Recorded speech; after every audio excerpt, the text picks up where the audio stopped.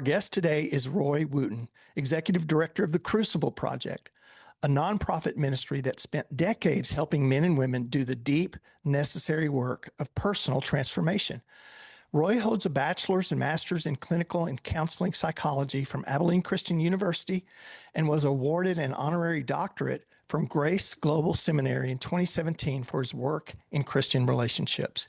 He's the author of Unstuck: 7 Steps to Break Free and Live Courageously, and Full Throttle into Fatherhood, and co-author with his wife, Deborah, of The Secret to Lifetime Love. Together, they also created the Life Together Forever couples retreats. Roy first attended a Crucible Project weekend back in 2009, went on to lead the Houston community for 6 years, and has been appointed executive director since 2019, guiding men through retreats, groups, and coaching toward more honest, more whole lives. Roy and Deborah have been married since 1988, live in San Antonio, have 2 married children and 1 grandson, and spend much of their time on the road helping other families find the same kind of transformation at home. Roy, welcome to the Father Friend podcast. Yeah, I'm so glad to be here, be with you again, Mike, and just really encouraged by how God's using you in this season and the impact that you're having. I really feel honored to be on the podcast. So thanks for having me. Yeah, you bet. We're honored to have you. I'm trying to remember how many years we've known each other. It's been a minute. I know that. It's been several years. Of course, I've watched you from a distance, seen your work, known you through the men in the church that I've pastored, known the Crucible Project, such respect. And I was able to be on your podcast a few weeks ago, and I'm glad that you're able to come back and be with me as well. So let's jump into it, because I feel that there are probably listeners who don't know about the work that you're doing, don't know about the Crucible Project. And I want them to be really informed about it, because it's a powerful transformational ministry. You've spent over a decade helping men do the deep work of inner work through the Crucible Project. What does emotional healing actually look like for a man who spent his whole life being told just to push through it? Yeah. Well, I think it's almost every man, right? Because as boys, we're growing up and acculturated not to show our emotions. You know, dad says, boy, don't you cry. And boys make fun of us if we show any semblance of fear or sadness out on the playground. We get into adolescence and we further push our emotions down. About the only one that is in the realm of socially acceptable is when we really get mad. So what I find is adult men, especially in the United States, are really disconnected from all of their emotions, and they don't even have a wording for their emotions. Yeah. A psychologist termed it normative alexithymia. That Wow. alexithymia is I don't have any words for emotions, alexithymia, and normative meaning it's just it's the way that we do emotions today, and disconnected from our hearts, that long 18 inches between our head and our heart. We lose some passion in our life. We lose our ability to connect as well with the woman in our lives. We aren't able to have tenderness for our children like we would if we're more emotionally connected. And there's a big difference between, I hear guys say, I don't know about all that emotional health stuff. I kind of like all my emotions not being, on the surface. And the truth is, I'll usually ask him, do you ever get so mad that you blow it? Like you get big and loud in front of someone you care and love so much. And they're like, yeah, occasionally, I lost it on the highway the other day, or whatever. And I'll say, when that happens, are you in charge of your emotions, or are your emotions in charge of you? And the answer is always, I'm out of control for a few minutes, right? So getting connected more with our emotions, knowing what they are, putting names to it. It's not that I'm hacked off all the time, and that's the only emotion I have is anger. It's that I just interpret any feeling that I have as anger. And so getting clear on, maybe that is sadness. Maybe that's grief that's popping up. Maybe it's scare. my boss just got laid off. They're laying off half of a division, and I don't know if we're what that means for me. And instead of just being mad, which is not really what you are, coming to terms and recognizing that that is fear that's popping up in you, and Hmm. it's rational fear, right? Hmm. There's nothing wrong with it.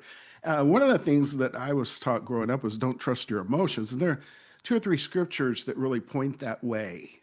But there are so many other scriptures that point to the heart and talk about the heart in good ways. Yeah. And so I don't believe fear in and of itself is a sin. If we go down this rabbit hole for just a sec, because I see what Jesus looked like in the garden praying before Yeah. he went down the road all the way to Golgotha. Yeah. I see Peter Paul telling Timothy, hey, don't have a spirit of fear. Like don't let it run your life. Don't live in it. Hmm. But not saying fear in and of itself is bad. Hmm. And same thing with sadness. You know, Jesus wept. You know, and in his weeping, he connected with others who were grieving his friend that had passed. And we see him not in an out of control way, but use his anger to set some boundaries with the church leaders of the day tearing out the tables. Also, I see him set a boundary with those people who wanted to stone a woman who had been caught in adultery. They didn't drag the man there, just the woman. Yeah, of And course. and he sets a boundary in such a way that everybody leaves her alone. Hmm. And so I think connecting us with our emotions gives us more control over our emotions because we know they're there, we've named them, and then now I can approach my world in a better way. Hmm. There's some research that says the more emotionally self-aware I am, the better I'm able to see whatever the emotions are in others. I read their emotions better. Yeah. And wouldn't every man's wife love that? Hmm. Right? Every child love that. That dad's getting me at the emotional level, not just what I'm saying. And leadership in companies. I mean, there's a direct tie. There's some research being done on empathy of the leader, like the Yeah. leader's ability to actually show care and concern and compassion Hmm. and hit the emotion right. Hmm. The companies perform better, that the employees stay longer, they have better retention, et cetera. Hmm. So I'm a proponent of good emotional intelligence, and Yeah. our weekend just does it so well in a masculine way. Like I've Yeah. never seen anything else out there be able to connect the head and heart in a short period of time, like the Crucible Project is able to do. Yeah. I think, a lot of men are fearful of showing those emotions, particularly other men. We're going to talk more about that with the Crucible Project in just a moment. But I don't know where we learn to invalidate our emotions, our feelings. I've learned kind of the hard way that there are four valid human emotions, at least four: happiness, sadness, fear, and anger. And all those are valid. And they're all about expressing them properly. Every dad that we would talk to would say, yeah, I want my child to be able to verbalize what they're feeling so that they can manage their emotions and express them in some kind of way that would be healthy for them. Every man would want their child to be able to do that, but they're not willing often to do the work necessary in order for that to take place. It's very hard to give our children what we don't possess. And so Right. that's the key. And in my own life, learning that these things are valid and they are indicators of something that I need to look at, and I need to find ways of expressing them. Otherwise, we stuff them down deep and they come back out in very uncontrollable ways. Yeah. It's like going to the beach and having a ball. That emotion, I just stuff it, but then now I have another emotion. I've got another ball. And with the wave action and life, something's going to pop sometime. And it's usually going to pop in a way that hurts Yeah. people around us, Yeah. especially those that we love the most. It's funny you said happy, sad. One of the ways that we've taught basic emotion names at a base level is glad, mad, sad, and afraid. Yeah, if you're Glad, from Southern Louisiana, you say afraid. afraid. There you go. Yeah, that's a great way to memorize it. That's how I memorized it. Yeah, that's Oh, exactly right. really? Yeah. Yeah. So that's the way to do it. Yeah. And so, the Crucible Project is helping men navigate these difficult waters from the way that we've been raised. What is the type of breakthrough that you typically see when a guy starts doing that work, though? Yeah. So the retreat experience, the intensive retreat experience is like the best experience that we have to get there Mhm. with. And it's simply a series of experiences from the time you roll up onto the gate at the camp until you leave, sequenced in such a way that it doesn't matter what the issue is that you come to the weekend with. It's able to get you to a place where you can wrestle with God around around those things. Mhm. And here's what we believe: personal flaws are magnified in our leadership. Personal flaws, things that we don't want anyone to know, those private things, don't go away just because I keep getting promotions. Or here in my house, I went from, my realm, as it were just me and my wife, and then it was me and my wife and my son, and then my wife, my daughter, and now I've got the grands, and God's given us increase that way. My leadership flaw will be magnified as I try to lead someone else. So the first thing that we've got to do is lead ourselves and getting to know ourselves, finding what's behind the flaw, as it were. And usually that has something to do with some wounds or some challenge that we had in childhood. It's Mhm. usually not a direct correlation. It doesn't make sense that the way that one of my parents said something to me way back when I was 4 or 6 or 9 is the reason why I'm struggling with these anger outbursts, or occasionally I find myself having no energy to do anything. I just kind of Mhm. get in a flat place, or I'm struggling with depression, or whatever it is, or struggling with an addiction, whatever it is. But it does. When you follow your emotion back to the earliest time when that emotion first hit, or one of the earlier times, it will give you the scene that where I believe Satan whispered something that was not true about you into your ear. Mhm. You caught it and you started believing it. And many And that times those drives. those are scripts that are formed to protect us from something that was taking place. Absolutely, yeah. And what worked whenever we were 10 doesn't Yeah, work when I'm 58, that's when right. we're older guys. Right. So so we create the experiences. If a guy wants to go there, that they can go there, that they can um, authentically wrestle with God around that thing in a Mhm. small group on our retreat. So Mhm. our retreat, we might have a total of 70, 80 total people, men there, Mhm. right? But you might only do work with like 4 or 5 guys, or Mhm. maybe 10. So, Mhm. um, Mhm. yeah. And one of the things that I think is really lost on most men is that there's usually shame involved with something, like I'm not man enough, I'm not good enough, I don't have what it takes, I'm not lovable, I don't love right, I'm a dummy, whatever lie that we've been living in and that's been driving us in the patterns of behavior we don't want. Uh, it's because there's a shame involved in it. We're shaking our finger at ourselves Mhm. and putting ourselves down, and that usually creates some action that brings more shame. And to get out of the shame, we engage in that same action again, and so we get caught in a shame cycle Mhm. that is just near impossible to break yourself by yourself. Yeah.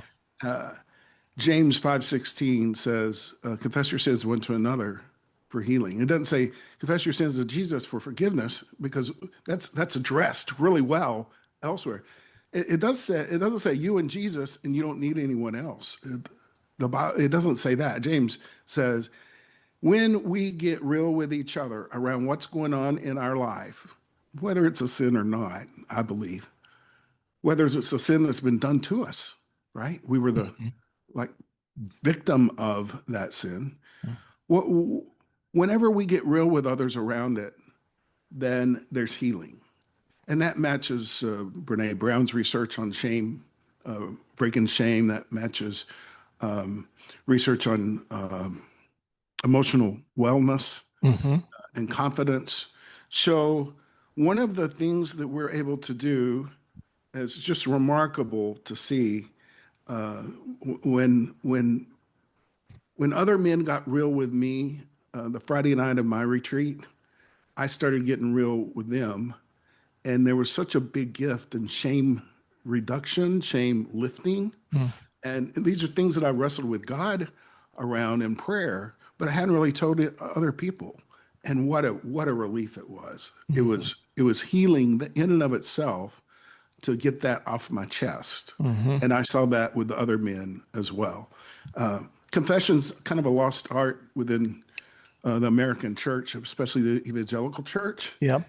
And I believe that is good for my soul and every man's soul to live confessionally up to date with a small group of other men that I can do life with, Yeah. right? We're not Yeah. we're not trying to pose with each other. We can just be ourselves. We're being real with each other. Take the mantle of leadership off and just be a man among men. And hey, it's tough for everybody, right? But to be able to do it is with some others, I think is the way that Jesus did his ministry. Yeah. I He- completely agree. Shame is dispelled in the light of community, and yes. it's chased away. And you go years ago. It's probably about I don't know 10 years into my ministry of a 30-year ministry. I hit the wall in my church leadership and my marriage. Uh, and I knew that I was carrying some things, but I never wanted to deal with it. And finally, I really needed to deal with the pain of my past and admit some of the things that took place. And there was a fear involved in that. But I went on a retreat with a small group of men who were pastors. And when we began opening up in the safety of that group, began discovering, hey, I'm not uniquely and fundamentally flawed, Yes. unlike anybody else in the world, and that there are guys who are dealing with the same things that I was doing. Maybe it took a different kind of story, but we were all the same, and that created safety in that relationship where God did some amazing work that really continued on after that as I got some counseling. So I don't know why we have to hit the wall before we're willing to do the work, but I want you to talk a little bit about the safety of the experience that men have because, like any man out there, they may be saying, gosh, I need something like that, but boy, I'm afraid to take that step.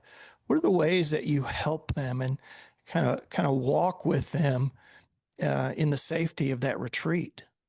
Yeah, two big lies I think every man kind of lives with is one is I'm the only one who's struggling with this. Mm-hmm. And the other is I've got to figure it out on my own. And the first one is broken, I think, because our teaching staff model authenticity. Mm-hmm. And so when the person at the front of the room is truthful, and then we set up an exercise, and there's a couple of models who show people how to do it, show them in how to do it, and they're truthful, then now I've seen some vulnerability and nobody broke. Nobody, you know, nobody turned and ran. And It Rand, wasn't yeah. what I think the fear is that if this thing, this challenge that I'm working with in my life, if anybody knew, I would be all alone. I would not be loved. I'd be rejected. People would Mm-hmm. run away from me. That I'd be out of my life. They would be out of my life forever. Mm-hmm. And here again, there's research that points to vulnerability begets vulnerability, Mm-hmm. and I want to be careful when I say that to say, don't go put all your stuff out on Facebook tomorrow, right? Exactly. Right. If you want to create a circle with some other dads, some other men around these kinds of things, then let them know that, hey, I want to start building something here. Hmm. Give them not the whole, not the whole thing, not the worst thing, but give them a taste of something that you're struggling with, and let them see what they do. If they reciprocate, they're probably going to be trustworthy. Make sure you get confidentiality. Don't tell your wives this, because then, pillow talk's going to kill my confidentiality and my trust of you. Hmm. And once you get a run at it, you can know it, or these are my guys. And Hmm. maybe I can take it a little deeper. And over time, you can have the kind of circle that is safe for you. That second lie is really tough. That I got to do it alone is something that sometimes I feel out of the pulpits of our churches. We hear that, it's like you and God, figure this out. Hmm. And I'll tell you a story. I've told it before publicly, but I haven't told it to very many times. I was 24. We went from two incomes and 2 mouths to one income and 3 mouths. First professional job teaching there in the church. And my wife, I would say 18 months after both children, her libido went to zero. Every cell in her body was about the baby. And while my son was just the greatest thing that ever happened to me, I wasn't even getting leftovers of any kind of affection or attention or connection, or it was a very lonely time in my Hmm. marriage, and especially in the area of my libido was just the same it always was. Right. And so for the first time in my married life, I started noticing some of the women at work, and they couldn't hold a candle to my wife's beauty, but they were catching my eye. And they used to, people don't know, but they used to like send circulars and books, catalogs for you to order clothes and stuff like that from. And here would be the summer edition, and here were these women like Yeah. in their swimsuits. And all of this was catching my attention. It wasn't porn. It was lust was really rising in me. And I went and I sat down with my pastor, who was about 48, and I told him that. And I said, "What did you do whenever, your wife was going through this period?" And he said, "I never really struggled with that, Roy. I Hmm. think we should hook you up with a couple of the church leadership." So on a Saturday morning at 6 a.m., I went over, coffee out, Bibles out. I told them what I was struggling with, and they told me that they never had struggled with it either. Wow. And it really sent me packing that stuff away Mm. to never tell anyone, Mm. never let anyone know about that, right? That this is, I'm odd, and I'm the only one. I've got to figure it out on my own. Mm. That is that is the opposite of what you'll get from Crucible. You will get, buddy. Yeah, I don't struggle exactly that same way, but I do this way. I do. I end up not trusting God in this way. I end up, whatever the challenge is, we're very authentic and real. And it was such a balm of healing for me to Hmm. to find a community where on Friday night of my retreat, it was already there. That the staff for my retreat created the experiences that gave me trust in the other men for me to just go Yeah. and let it all out. Yeah. Well, that's healing. And the good thing is that you were able to kind of name it in the process. Sometimes these systems run underneath our busyness, and we never stop long enough to actually um, take notice of what we're doing, let Yeah, alone why we're doing it. And so, again, it's all about the need for us to be aware of what's going on in us, and when we let our guard down in front of other people who are not going to be surprised by anything we might say, right? right, They're, right. they're just not going to be surprised, but there's healing in that. So, you've written a book on fatherhood. You're a father, grandfather. Um, let's talk about both the wounds that can create problems in father-child relationships, but then also what happens with healing when healing becomes the inheritance that we give our children. All of us have a story. All of us have things that we have dealt with, even if we've had good parents. the the culture, our own sin problem can Yeah. create um, dysfunctions in us, can create patterns that are harmful. What's the impact of that upon children, both the woundedness and then also the healing? I know you've seen both. Yeah. Well, I mean, the best thing you can give your children is loving their mama, right? And treating her well, loving God and letting them see that in you in and being healthy. The healthier a man you are, the better a husband, a better father you'll be. Mm-hmm. But I think that it's inevitable that there will be some wounds, big or little, from dad. It's just inevitable. There are no perfect fathers. That's right. I'm not a perfect father, and the one perfect father isn't human. It's God. So we are bound to make some mistakes, and when we do, and we realize it, to have the conversations that repairs the relationship. Not only are we letting them know how what we did wrong, Mm-hmm.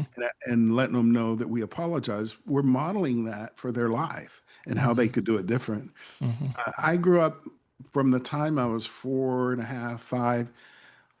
My world went from a very caring, nurturing mother and something that looked more normal, like a normal life, to one that was just like a repetition of some real dangerous moments. Where Mom had her first psychotic break, and Mm-hmm. it was just a violent home and Mm-hmm. really challenging. And my dad was a passive father, so he was just like in my growing up years an extension of my mom, and my mom wasn't sane, Mm-hmm. if that makes sense. Mm-hmm. She'd go away to the psych hospital back in the 70s. She'd go away to the psych hospital for a couple of months, and they didn't have the meds that they have today. And then dad would have to work, so we'd kind of be farmed out to some family at church or something like that. Then we'd all get back together, and my mom told me,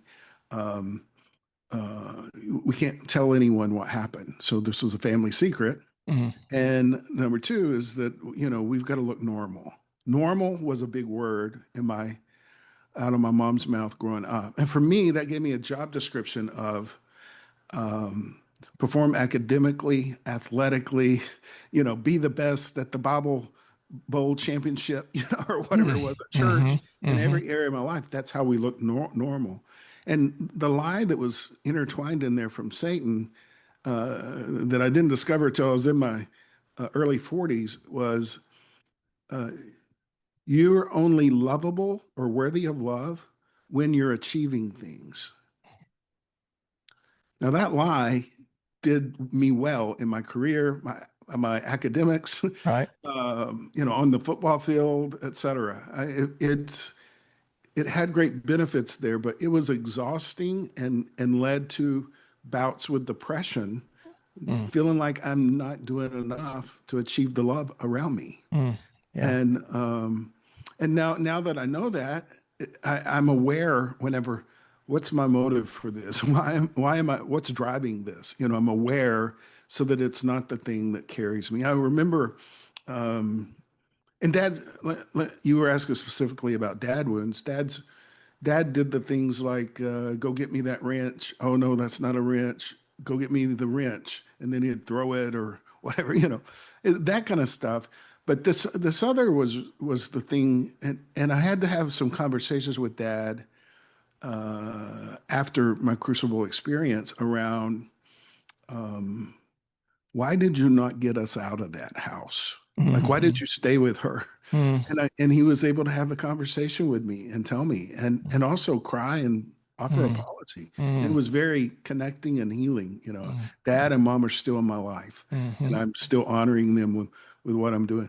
But I remember a guy who he had built this company in almost $1 billion company, one of those unicorn companies. Yeah. He was in his late 60s and he wouldn't quit. He kept getting new goals, and he wouldn't retire, he wouldn't exit. And his wife and his daughter were pushing him to come to this retreat to figure that out. And he told a story. I haven't mentioned his name, but he told a story about second grade, third grade, fourth grade. He was a pretty good baseball player, and he'd have a great game. He would pitch and get the lights out. He would hit a home run, or he'd get on base every time, or whatever he did. And he'd get in the car, and his dad thought he was helping him by giving him notes all the way home. Yeah. You know, you should have. Why Yeah. did you do? And all. Did his dad intend to wound him? No. But Mm. Satan used that moment to tell him that you're not, you know, valuable or worthy. You're not good enough. Bottom line, you're not good enough. Yep. And so here he is, not able to let go of that Yeah. and see it, and it's driving him to be highly successful and have damage to his relationships that he loves the most. Mm. And thank God he worked on that. He discovered that. He got some healing around that and left our weekend. And within that year, he had the exit plan done. Mm. No, he had the exit plan and was moving in it. And his wife and his daughter were like, I can't believe he's finally. So That's it great. doesn't matter why you come to the Crucible Project. Yeah. It's going to get at whatever the thing is. And if that's what you're totally in charge of what you work on. And you might be sitting next to someone who would be considered highly successful, and sitting next to somebody who is couch surfing because his wife kicked him out and he doesn't have a home right now and he sleeps in his truck occasionally. It's every kind of man from every walk of life that's around the circle. Yeah. So faith is central to the work, right? I mean, Yeah. God has an amazing ability to transform. Forgiveness is ready and waiting for us. Um, how have you seen God's work in men's life? I'm assuming that you've had many men who came from unchurched backgrounds, non-faith backgrounds, who come to the retreat. Talk about the faith component for just a moment.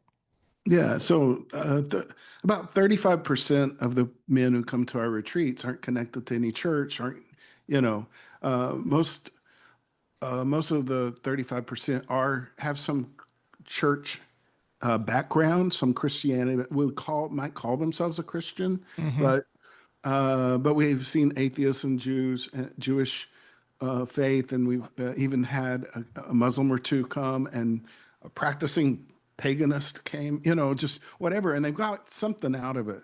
But I believe the Holy Spirit meets the staff and the participants, and really, God is the one who's doing the work, the outcomes in Crucible. It's not us. It's not the ministry. It's just we're stewarding this. It's prayer, lots of prayer before, during, after the retreat. It is every single exercise is set up with Bible story or scripture or a truth out of scripture. And what's really cool is that we'll do over 70 retreats this year, Mm. so it's not tied Wow. to any one person. Right. Like I think we have 35 retreat leaders that are certified, and so we have a lot of different people who can lead. And on a retreat, you don't have like the main speaker or the main three speakers. There's about 20 guys who will get up in front of you at some point and be a part of the presentation or the teaching during at some point during the retreat. So a great place for people after they've been through the retreat to come and serve others. And it kind of feels like when going on a mission trip. Whenever I come back to serve, Mm. I don't have to travel as far most of the time, but that great feeling you have when you're about to pack up and leave, you're exhausted, you're tired, you might be emotionally spent, you may have all your peopling done, you don't want to do any more peopling, and man, you just feel used by God and great, Yeah. Yeah. full and blessed. Yeah. Yeah. That's awesome. I've personally known men who've gone to the retreat and have been transformed radically by it. And amazing things have happened in their lives. I know you've watched thousands of men go through this process. I'm sure it never gets old. When you see a man have a breakthrough and a realization or finds healing in the context of community, I can't imagine how satisfying and gratifying that is as somebody in ministry. For men that go on the retreat, what's a change that you see that surprises people the most? What's something they didn't expect would happen when they went on that retreat, or Yeah. a couple of things that happened on it that they didn't expect? Yeah, I think it's amazing. I've stood as the last like final goodbye leader on almost 100 retreats. Mm-hmm. And one of the questions we ask is, did you get what you came for? And most of the time, not only is it yes, but it's and then some. I got way more than I even thought was possible. Mm-hmm. And so yeah, I see confidence. I see guys who are kind of doing life. I would say they're not living. They're not really living. They're not living intentional.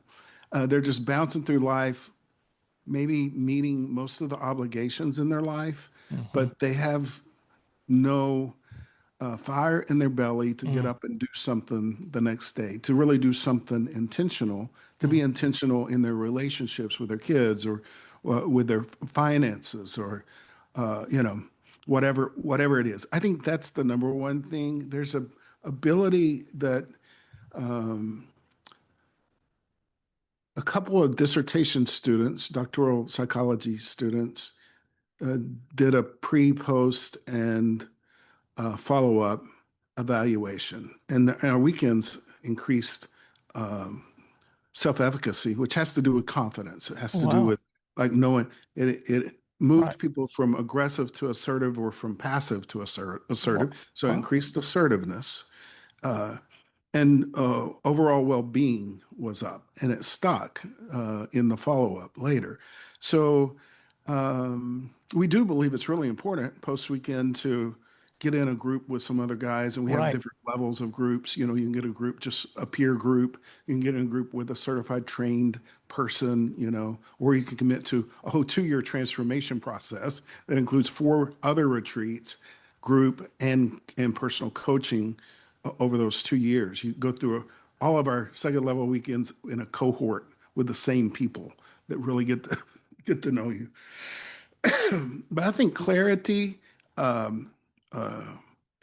they leave with more clarity. They're more self-aware. Their head's connected to their heart better, and they have some confidence, and they're ready to go do something in the world Mm-hmm. instead of the world happening to them, to Mm-hmm. step into responsibility to create the world that they really want, that Mm-hmm. they believe. And for me, one of the things that I had dreamed of was writing a book back in the day. Like I had thought one of these days I want to grow up to be the new James Dobson.